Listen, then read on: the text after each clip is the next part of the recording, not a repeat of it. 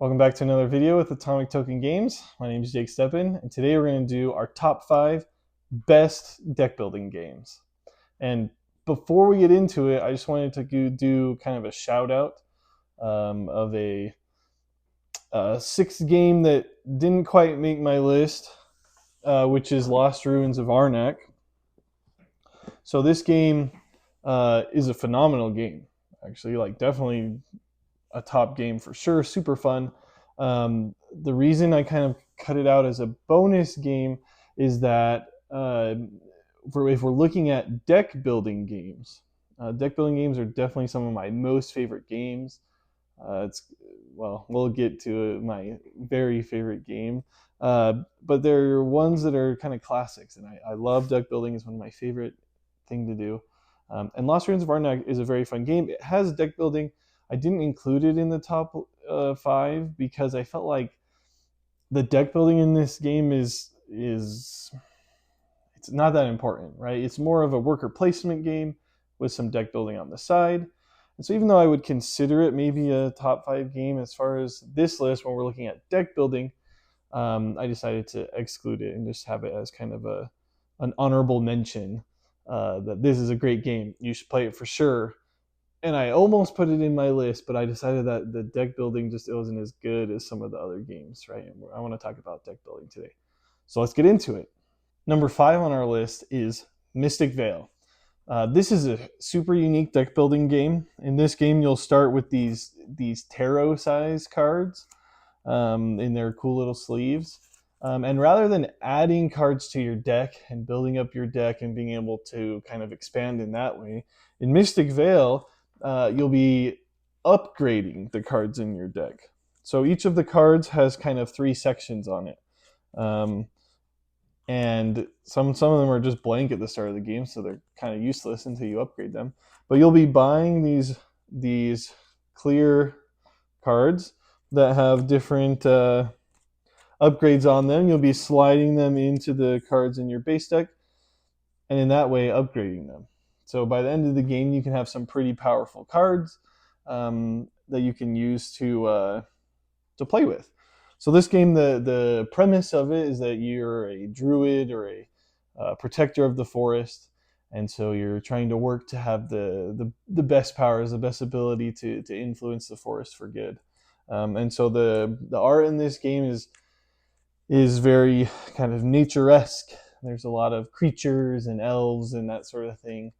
Kind of a whimsical fairy tale kind of feel. But part of the reason I love this game so much is just the kind of the uniqueness of the deck building, that I can take a card and add things to it and make it a super good card by having, giving it a top, middle, and bottom piece as you're playing, and get some kind of really overpowered cards, and kind of building it yourself. And in lots of other deck building games, you just kind of, oh, I'll take this card, I guess it's kind of good, or that one's kind of bad, but you're trying to get these combos. This game kind of lets you build your own, do whatever you want, and it's super fun. I enjoy this game a lot. I think it's exciting to be able to kind of have that freedom of like, ooh, well, I would like this comboed with that card, or I'm going to slide this into this one, or whatever. Sometimes towards the end of the game, it gets a little frustrating though, as you start filling up your cards, and you're like, oh, I really want this new piece, but I don't have a card with a middle slot open or whatever. And so it adds a kind of different element to the deck building where things can't fit into your deck, which is just different. It's kind of a fun twist on the deck building. Number 4 in our top 5 best deck building board games is Harry Potter Hogwarts Battle. Now, this game, I love it, and a lot of it is because of the theme. It's obviously Harry Potter themed.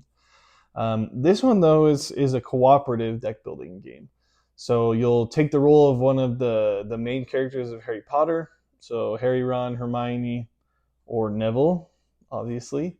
Uh, and you'll each round you'll start with your kind of base set of cards. So each character kind of has a few unique things. Harry's got his firebolt, Hermione has Crookshanks, so forth. Um, and this game is played like a campaign. So the first level, you'll be facing off against and trying to defeat the villains from the first book, their first movie. So Draco Malfoy, Crabbe and Goyle, and what's his face with the hood, Quirrell, and then the next level, the second time you play, you'll be playing against villains from the second book. So there's the Basilisk, that sort of thing. But you keep everything you've already beat and everything you've played with. So this game, you're just adding to everything you do. You can play through all 7 books with your team. And as you get higher up and higher up, your character actually levels up. So you get new abilities and that sort of thing. And you're adding new cards into the things you're able to get each round, and add to your ability to do better spells. On your turn, there's constantly bad things happening. You lose this game a lot, which is actually really fun. Part of the reason I love this game is how hard it is. You do have to have a lot of strategy. So you're working together to defeat these villains and take them down. So right here in my villain pile, right, as you get further and further, the stack starts to get pretty fat. You're fighting different people. We've got Quirrell, we've got a Death Eater, Draco Malfoy, we have Tom Riddle from the second Harry Potter, we have Umbridge from the fifth. So you work together with your team and take down the different villains. Now, for me, part of the reason I love this game so much, besides kind of the Harry Potter theme, is just the cooperative aspect. It's a pretty well done game. It is a little less strategic for sure. There's definitely a lot of ability for you to quarterback, or we played a lot of times with just kind of open hands, and we would discuss what we wanted to do as far as strategy. And so there's less of that kind of aspect of the deck building, and it's more of just do the best that you can do, right? I'm going to buy this card, it's the best one. But you really do have to work together super hard. Like, it is hard to win as you get further in, and you start to learn some strategies or kind of pick things up. And so you get to work together with your team, and as you're playing through, all the different movies and facing all the different villains, it just really is such a fun experience. This is such a fun game. One of the first games when my wife and I moved to where we live now, we played this game with some friends, and it was awesome. Our friends super enjoyed it. They bought it and played it with more friends, and they just kind of spread around. But this is a fun game. If you're like, man, I just really want to do some kind of low stress deck building and just have fun and really try to work together with people, this is the game. It's fun. The theme is spot on. They do a really good job of making it so you're like, man, I actually want to defeat Voldemort. And sometimes you're facing multiple villains at once, and so you're like, okay, well, who's the lesser evil here? Do I care about killing Draco Malfoy, or should I focus on taking out the Death Eater first? Right? You have all these choices, and sometimes somebody's like, well, I'm gonna not do some damage and heal, and there's all these choices. And anyways, it's just a fun game. I think it's a very well done cooperative deck building game, which is kind of unique. There's a few others, right? Aeon's End definitely has that cooperative feel. This one, though, to me, is just a little bit more fun, more dynamic. Okay, our number 3 in the top 3 now, talking about best deck building games. My number 3 game is Clank. This is one of my favorite games. So in this game, you'll be playing as a character trying to explore a dungeon and collect treasure. And you want to then escape with your treasure before the dragon attacks. So there's this dragon. As you move around, you make noise or you clank.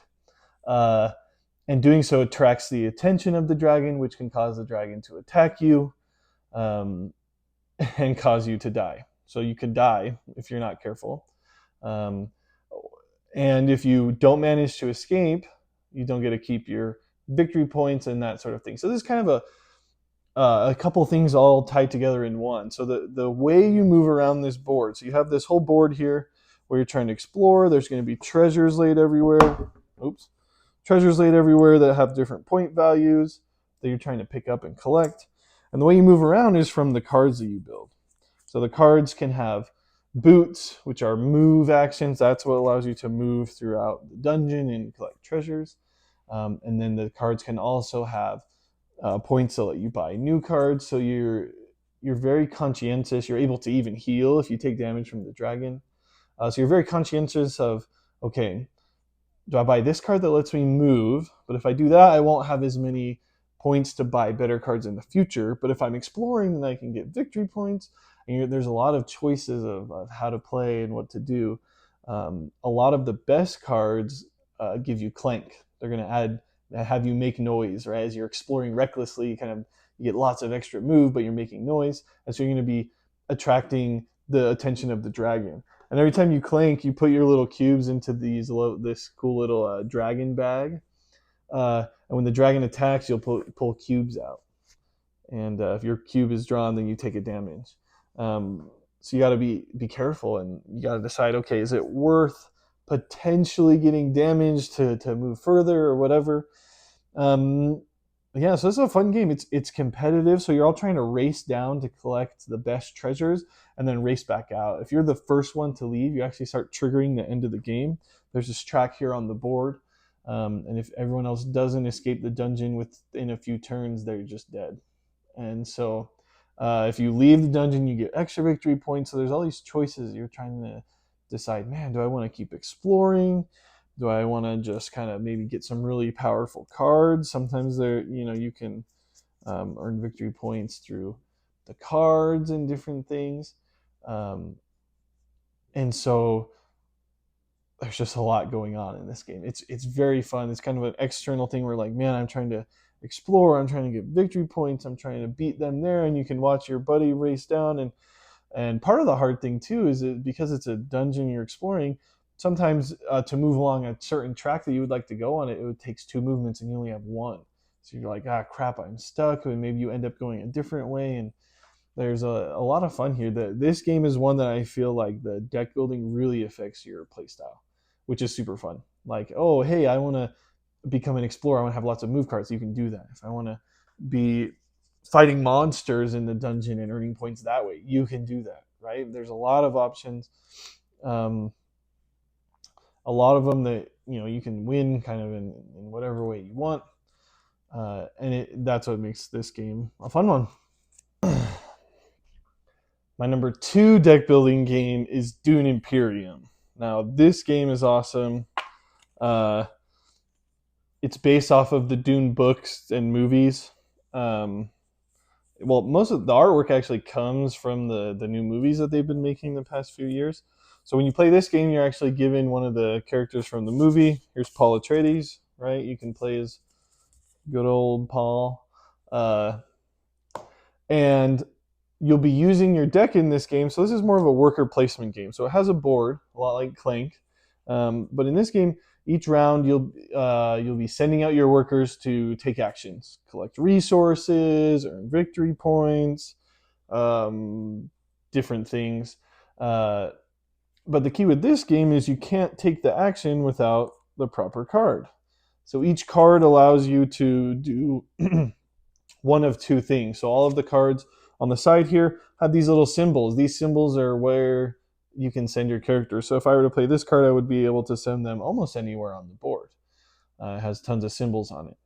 Or I can save this card, not use it to send my workers out, and instead play it for its bottom stuff down here and get different rewards. So this game has a very cool duality to all the cards, where not only are you now trying to say, okay, well, if I get this card, that will allow me to move my worker around and collect resources or do whatever. But now you're also saying, well, and also if I don't use it, I can get this other bonus. So there's a whole new layer of kind of, well, geez, what do I need to do? Do I want this card or that card? Do I want to do this action? Take this, send my guy there, do whatever. This game is cool as well. There's kind of a side quests, I guess, where there's these 4 different factions.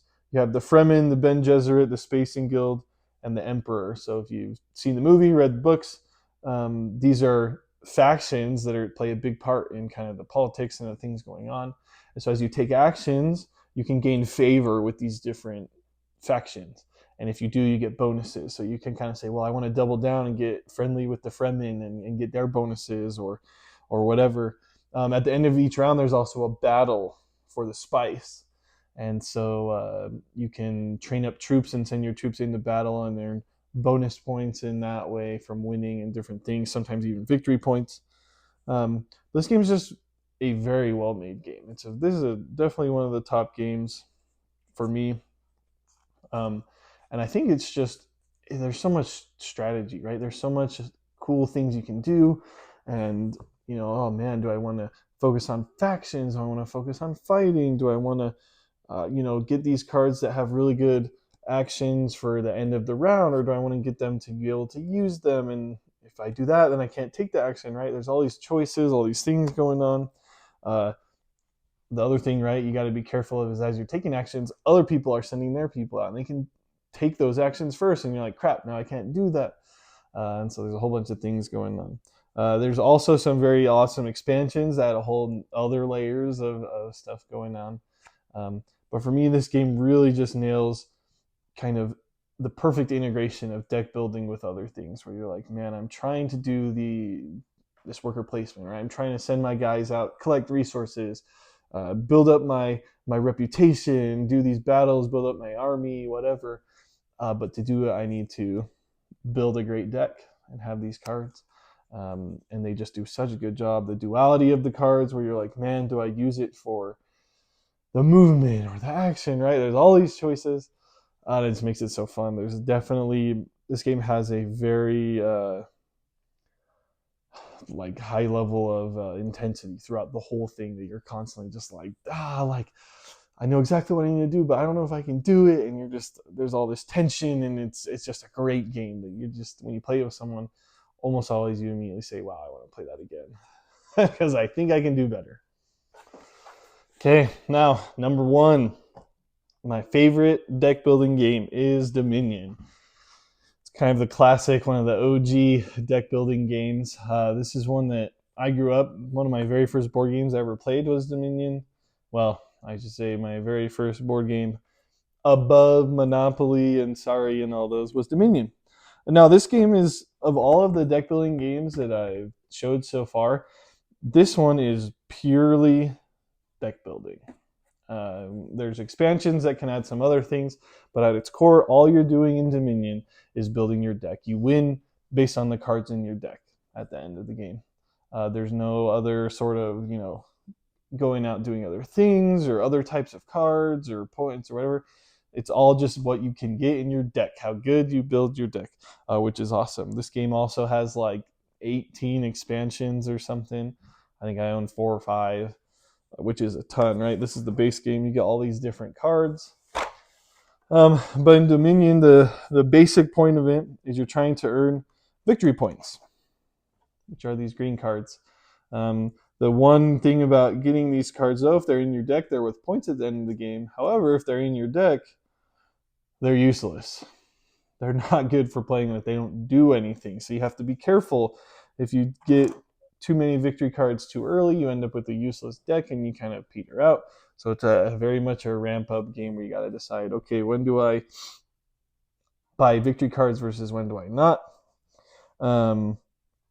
The base premise, the tension of this game comes from the fact that each turn you're allowed to play one action card and buy one card from the center, the store, where you have all of your options. However, as you buy cards and play those cards, maybe you play an action card, it allows you to draw a card and play some more cards, or allows you to split up your coins and buy multiple cards rather than just one. And so there's a whole bunch of different strategies in this game. Probably close to infinity, right? If you have all 18 expansions and you only play with 10 cards a game, there are so many options in this game, so replayable. This game is just, every time I play it, have a blast. You can look up sets. It gives you a bunch of suggested sets to use with all the cards. You can just randomize it. You can do all these things. But the whole point of Dominion is you're just trying to buy cards, to play more cards, to buy more cards, to get victory points. But not too many victory points at first, but then a ton at the end. Kind of the crown jewel of this game is being able to buy the 6-point province cards. That's how you know you got it made. You can get 8 coins in one turn to buy it. But this game is a classic. If you haven't played Dominion, you're definitely missing out. This game is kind of what got me hooked onto board games, so it has kind of a near and dear place in my heart. But it's definitely worth it. It's a classic. It's so fun. There's so many different ways you can play, and it's really cool because you don't even need other things going on, right? A lot of the other games I talked about, you're trying to defeat a bad guy or trying to explore or do whatever. It's got worker placement or all these different things. Uh, this is a game where it's just about building the best deck, and it's so fun. Plays really quickly. This is a great one to introduce to new board game players or play with experienced ones. It has the whole range of stuff, whatever you're looking for. And so that's my top 5 list of games, of deck building games, and what I think you should play. Dominion is definitely my number one recommendation if you're looking for deck building. This is one of my favorite types of games to play. Definitely one of my favorite genres is deck building. I just love the strategy of it. I love that there's just that little bit of randomness, right? As you might build the perfect deck, but if you have a bad shuffle and a bad draw, it just doesn't work out always, right? And I do love that sometimes, not being able to perfectly finagle the perfect plan and get everything to work out. Sometimes it just doesn't work. You got to deal with it, right? It's the luck of the draw. So I love that, just a little bit of randomness, but a lot of it can be based on you, right? If you have built your deck correctly, even though it's a random draw, it's going to work out more often than not, right? So it's there's a lot of stuff on you, a lot of strategy, and all these different games. So make sure, let me know down below, what's your favorite deck building game? Is it one of these that I've mentioned? Let me know if there's any other genres you'd like me to talk about my favorite games. And be sure to hit that like and subscribe button. I appreciate it a lot, and I'll see you in the next one.